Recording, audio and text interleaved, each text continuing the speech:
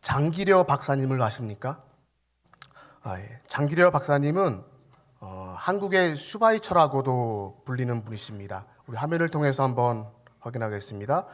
그분은 1911년 평안도 용천에서 출생하셨고 경성의학전문학교에서 수석 졸업을 하셨습니다. 그리고 일본으로 유학 가셔서 나고야 제국대학에서 의학 학위를 따셨습니다. 그때 사람들은 이 장 박사님은 일본에 남아서 학생들을 가르치거나 대형 병원에 취업할 것이라고 그렇게 생각을 했습니다. 하지만 그분의 행보는 달랐습니다.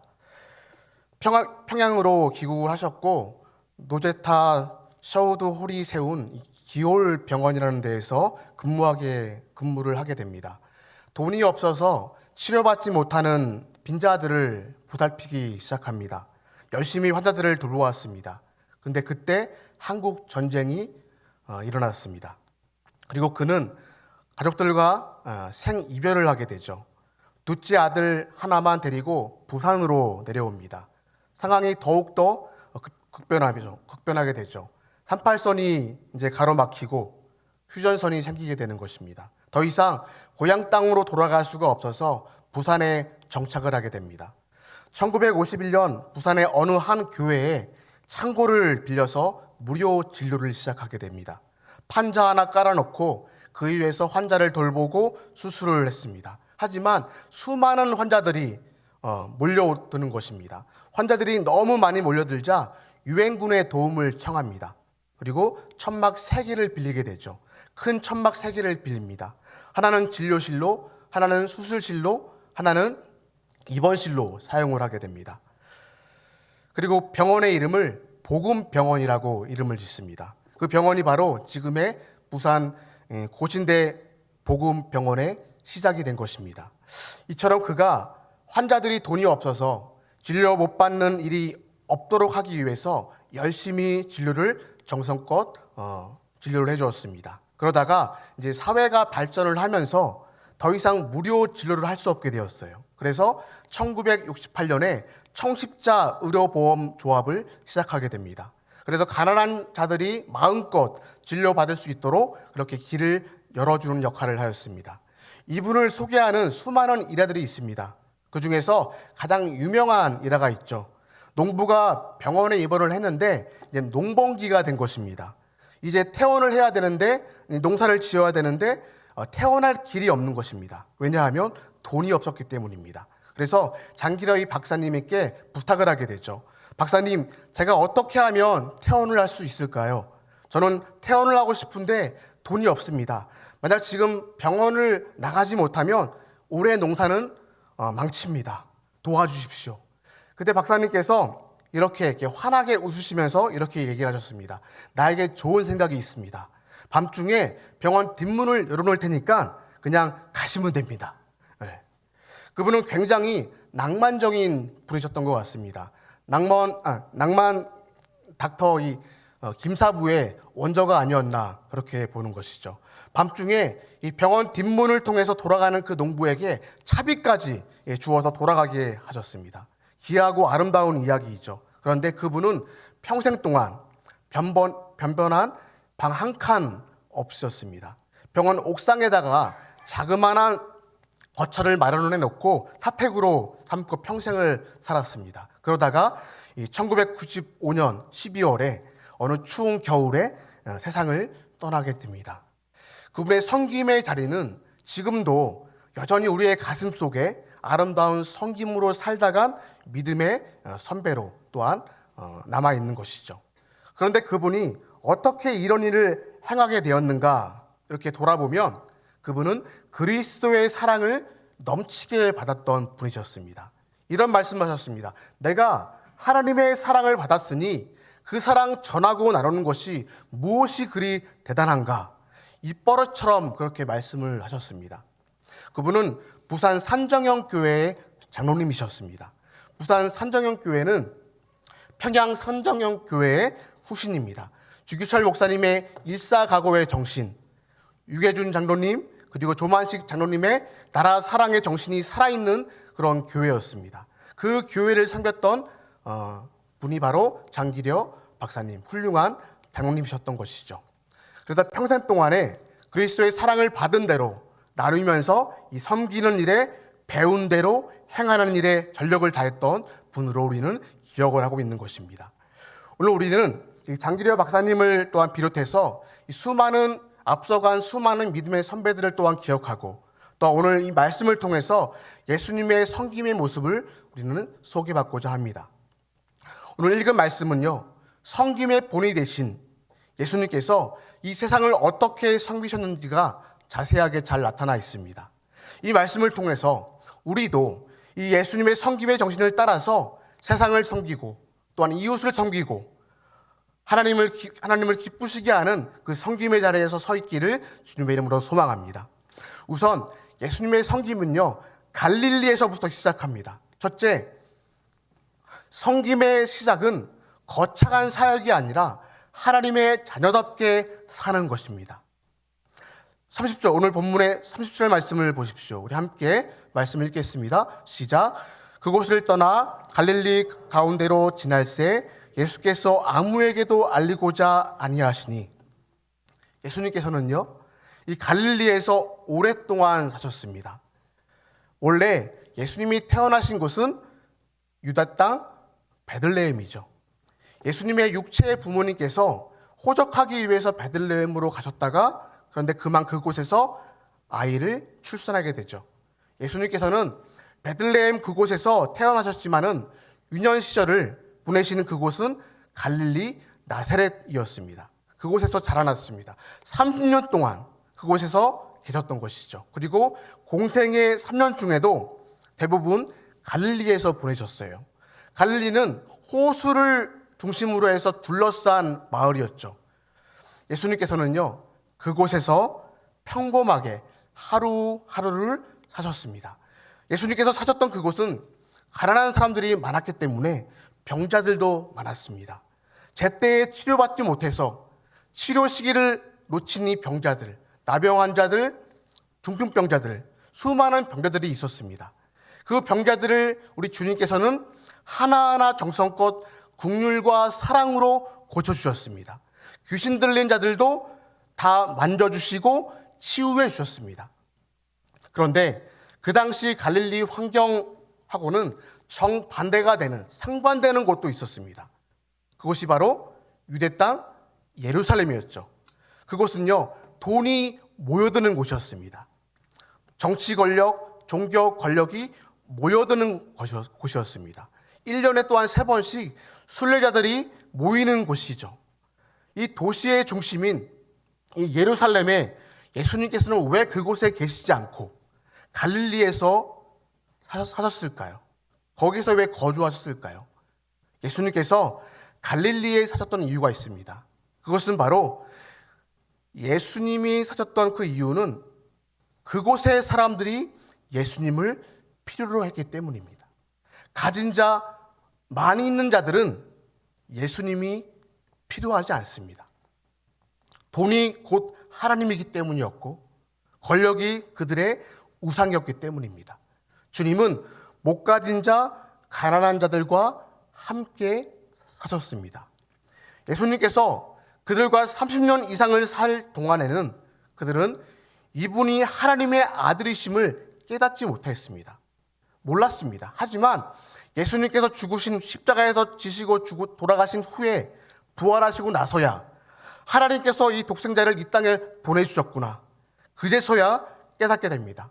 하나님이 임마누엘의 약속이 우리에게 이렇게 임재하셨구나, 그것을 깨닫고 그들은 그때부터 감격과 은혜 가운데 살았을 것입니다. 예수님의 삶은, 섬김의 시작은 거창한 사역이 아니라 그저 그곳에서 가난한 자들과 함께 사셨고 그것을 통해서 섬김의 사역이 시작된 것이죠. 잘 사는 것이 이래서 중요합니다. 제가 지금 말씀드리고 있는 잘 사는 것, 여러분, 그 의미는 돈이 많아서 잘 산다는 그런 의미가 아닙니다. 하나님의 자녀답게 사는 것을 지금 말하고 있는 것이죠. 하나님의 자녀답게 사는 것이 중요하다는 것을 말씀드리고 있는 것입니다. 우리 한국교회는 선교사님들을 많이 파송했습니다. 많은 나라에 파송했습니다. 선교사로서 해야 될 가장 첫 번째 일이 여러분들은 무엇이라고 생각하십니까? 잘 사는 것입니다. 하나님의 자녀답게, 하나님의 백성답게 잘 사는 것이 가장 우선되는 것입니다. 그 다음이 사역입니다. 사역은 그 다음이라는 것이죠. 그런데 안타깝게도 한국 교회들 가운데 여러 선교사들에게 사역을 요구합니다. 교회에서 선교비를 이만큼 보냈으니 많은 사역을 만들어내라, 사역 보고를 하라, 이렇게 말을 하고 합니다. 그런데 엄밀하게 여러분, 미래적으로 우리가 생각해 본다면 사역보다 더 앞선 것은 그들이 어떻게 살아가고 있는가입니다. 하나님의 자녀로, 예수님의 백성으로 어떻게 사는 것이 훌륭한 것인지를 보여주는 것이 바로 선교사님들에게는 아주 중요하다는 거예요.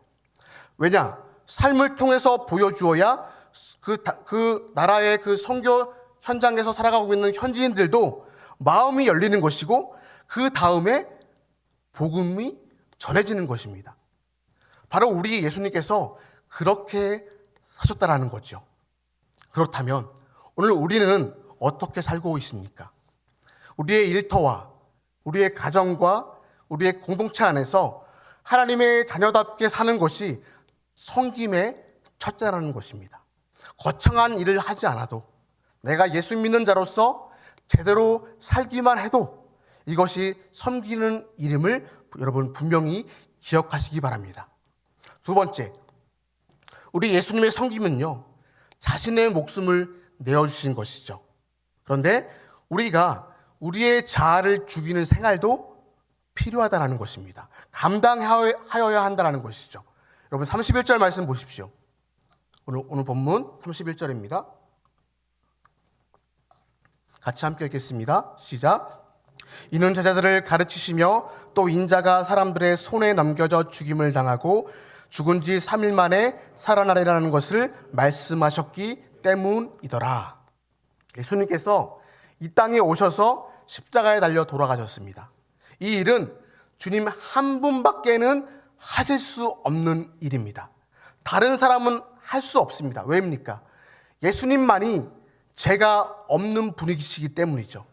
신성 100%, 인성 100% 동시에 모든 것들을 다 지니신 분이셨기 때문에 죄 없는 예수 그리스도만이 피를 흘려야 죄 있는 우리들을, 모든 사람들을 구원하실 수 있기 때문입니다. 그래서 예수님의 섬김 가운데 최고의 섬김은 무엇이냐? 십자가에서 달려 죽으신 것이죠. 이 위대한 섬김이 오늘 우리를 구원하게 하신 것이고, 우리가 오늘 이 자리에 천국 백성이 되어서 천국을 누리고 있다라는 것입니다. 그러므로 우리도 예수님처럼 우리의 목숨은 내어놓지 못한다 하더라도 우리가 우리의 자아를 죽이는 생활도 반드시 필요하다는 것이죠. 그것을 감당해야 한다는 것입니다. 내 성격, 내 성질, 나의 기질, 내 욕망을 끊임없이 십자가에 못 박는 그러한 신앙생활을 통해서 내가 죽으면 죽을수록 누가 나타나는 것입니까?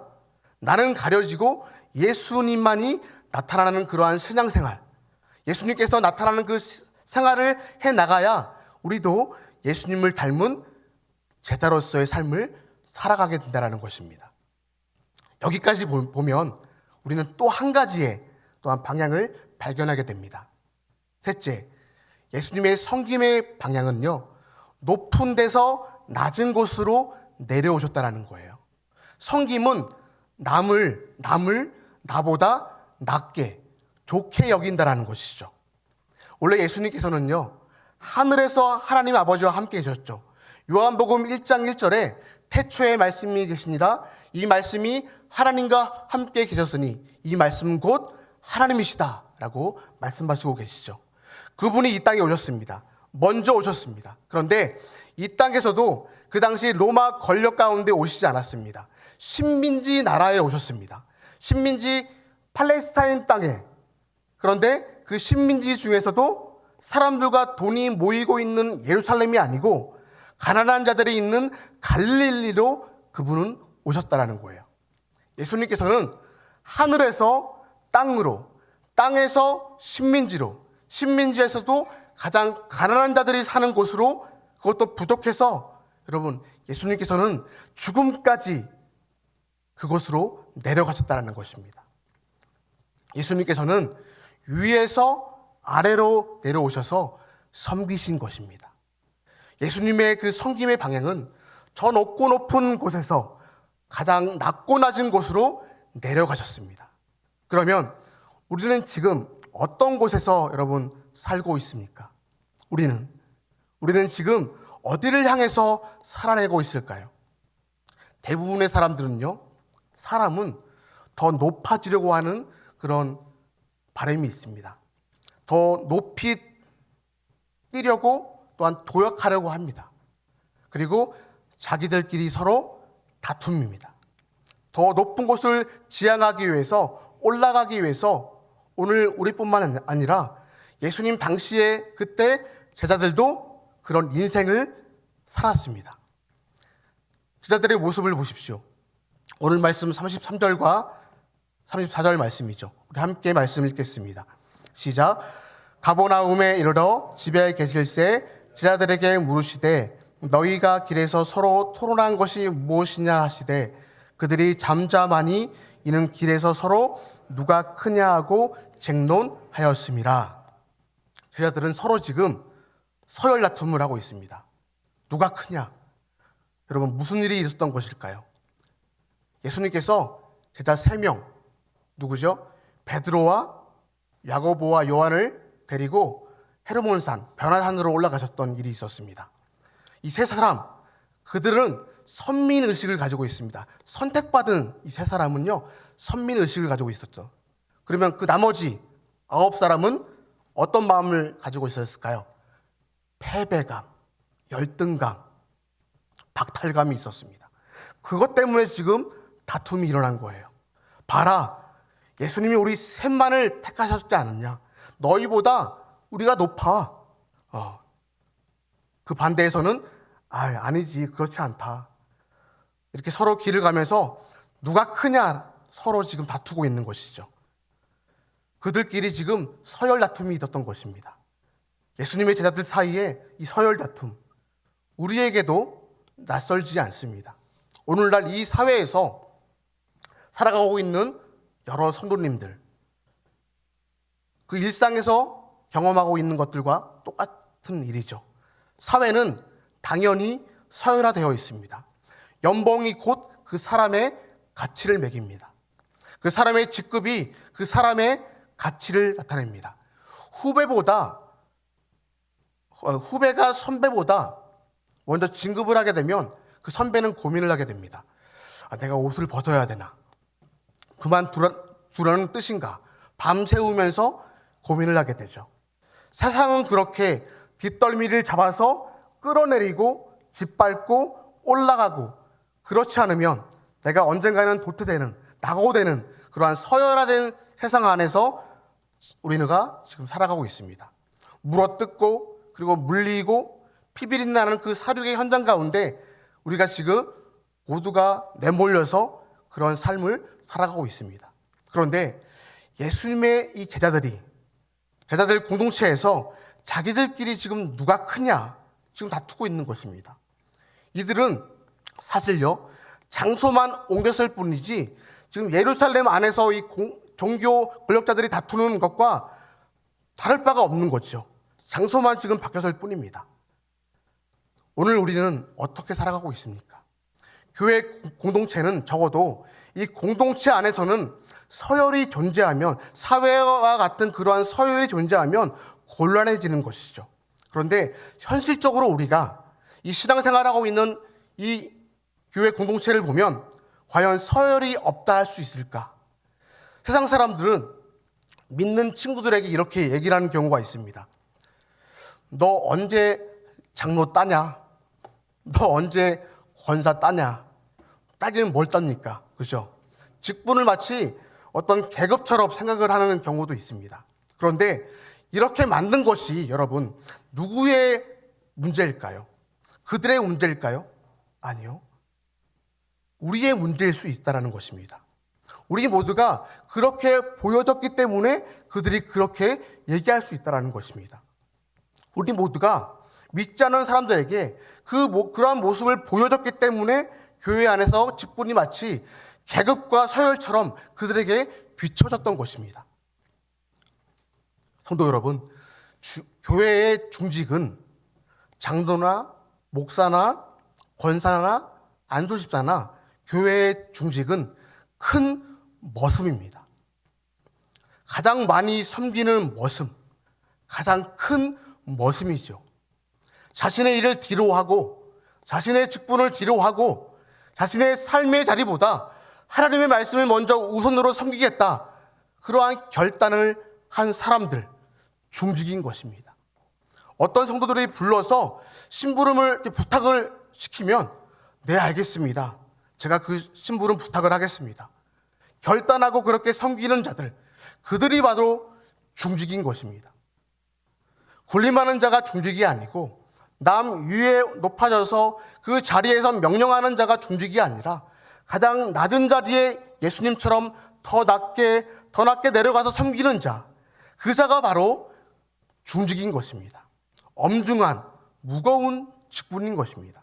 그런데 예수님의 제자들처럼 누가 크냐 하고 자리 다툼을 하고 있다면 이것은 교회 공동체라고 말할 수 없을 것입니다. 예수님께서는 이런 제자들에게 다음과 같은 말씀을 하셨습니다. 35절 말씀,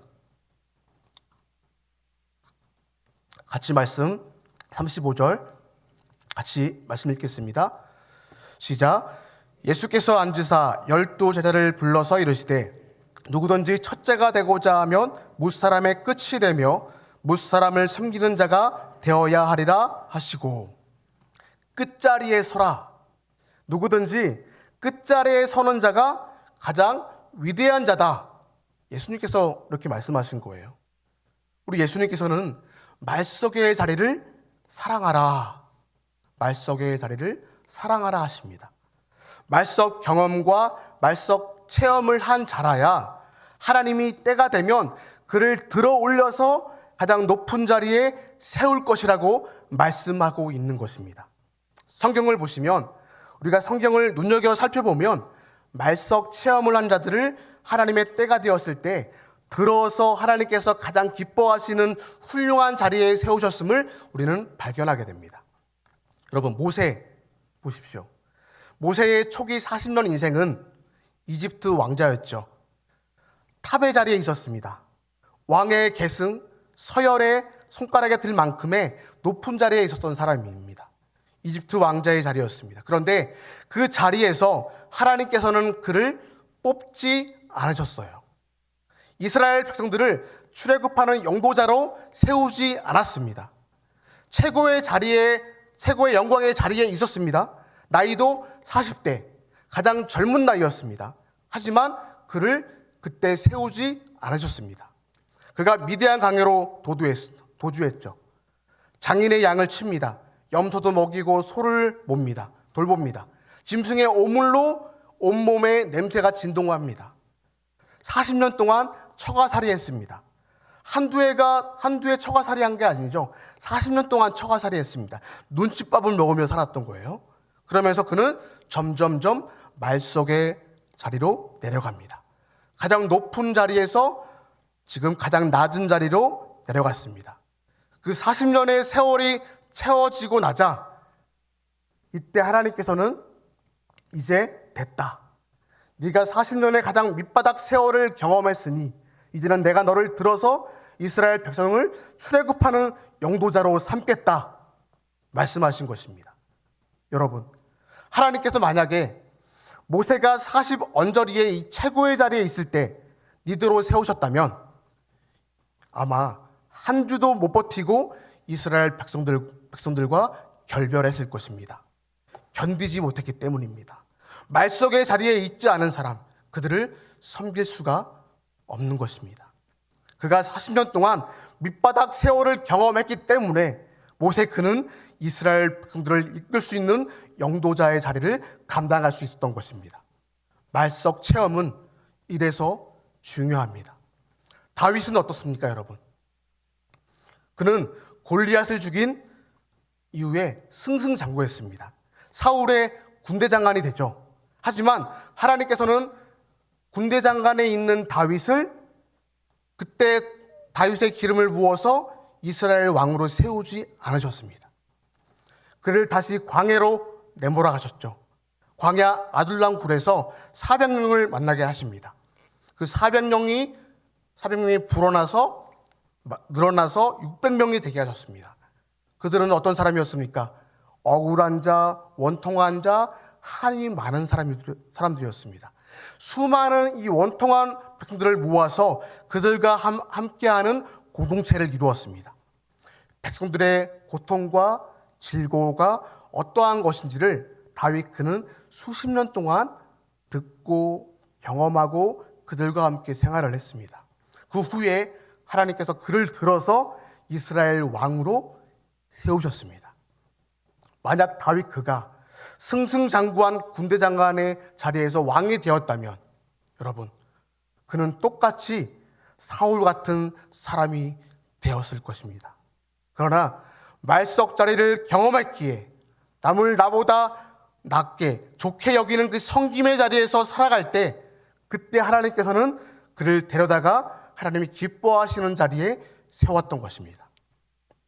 예수님께서 여러분 그 다음에 이제 한 어린아이를 품에 안고 제자들에게 이렇게 말씀하셨죠.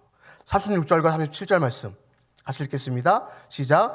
어린아이 하나를 데려다가 그들 가운데 세우시고 앉으시며 제자들에게 이르시되 누구든지 내 이름으로 이런 어린아이 하나를 영접하면 곧 나를 영접함이요 누구든지 나를 영접하면 나를 영접함이 아니요 나를 보내신 이를 영접함이니라.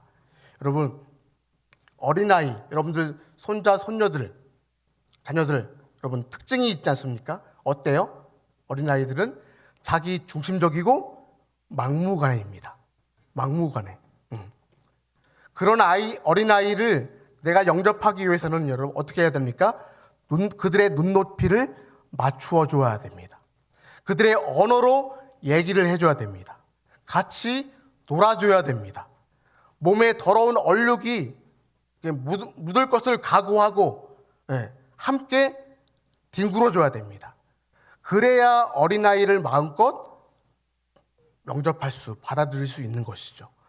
어린아이들도 자기를 좋아하는 사람을 알아본다는 것이죠. 그런 사람들에게 마음을 준다는 것입니다. 예수님께서 이렇게 어린아이 같은 하나님의 백성들을 어떻게 영접하셨습니까?